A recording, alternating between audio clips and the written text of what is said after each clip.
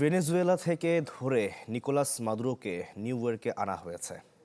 Manhattan federal আদালতে সোমবার বিচার শুরু হবে তার। প্রেসিডেন্ট ডোনাল্ড ট্রাম্প বলেছেন, যথাযথ রূপান্তরের আগ পর্যন্ত ভেনেজুয়েলা চালাবে যুক্তরাষ্ট্র। নিয়ন্ত্রণ নেওয়া হবে দেশটির তেল সম্পদ উৎপাদন ব্যবস্থারও। আর এদিকে ভেনেজুয়েলায় সামরিক অভিযানের প্রতিবাদে বিক্ষোভ হয়েছে যুক্তরাষ্ট্রসহ বিভিন্ন দেশে। হাতে হ্যান্ডকাফ, পানির বোতল, চোখে সম্পূর্ণ কালো চশমা, দাগি আসামির মতো এভাবে পাকড়াও করে নিউ ইয়র্কে আনা হয়েছে ভেনেজুয়েলার প্রেসিডেন্ট নিকোলাস মাদুরোকে। ম্যানহাটনের আদালতে মাদক ও অস্ত্র চোরাচালানির অভিযোগে বিচার হবে মাদুরো ও তার স্ত্রীর। ভেনেজুয়েলা থেকে তুলে নেওয়ার 15 ঘন্টার মাথায় তাদের নিয়ে আসা হয় নিউ ইয়র্কে। ফ্লোরিডায় সংবাদ সম্মেলনে ডোনাল্ড ট্রাম্প জানান, আপাতত যুক্তরাষ্ট্রের মনোনীত ব্যক্তিরা চালাবে ভেনেজুয়েলা, তবে কিভাবে কোন প্রক্রিয়ায় সেটি স্পষ্ট করেননি। দাবি করেন, ভেনেজুয়েলার জনগণ মুক্তি পেল।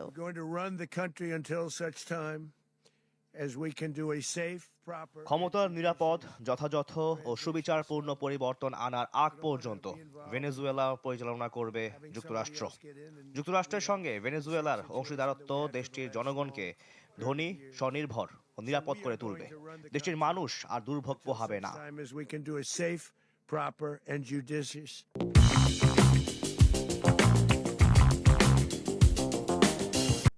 আরও জানান, যুক্তরাষ্ট্রের তেল কোম্পানিগুলো ভেনেজুয়েলায় তেল উত্তোলনে সম্পৃক্ত হবে।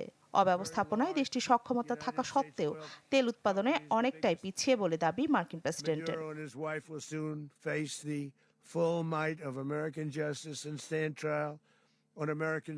যুক্তরাষ্ট্র ভেনেজুয়েলার তেল শিল্পে অত্যন্ত সক্রিয়ভাবে যুক্ত হবে।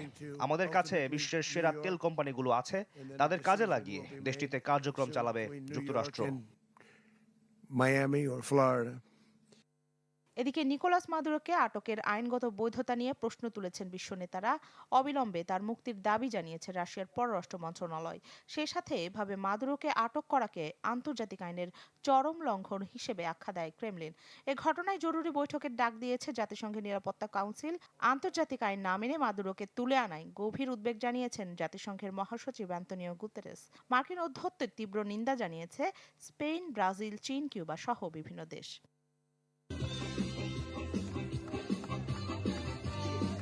এদিকে মাদুরোকে উৎখাতে বিক্ষোভের ঝড় উঠেছে দেশে দেশে। খোদ যুক্তরাষ্ট্রের নিউ ইয়র্ক ও ওয়াশিংটন রাজপথে নেমে বিক্ষোভ করেন মার্কিন জনগণ। আন্তর্জাতিক আইন লঙ্ঘন করে ভেনেজুয়েলায় চালানো হামলা ও মাদুরোকে আটকের প্রতিবাদ জানানো হয় স্পেন, আর্জেন্টিনা ও ইতালিতেও।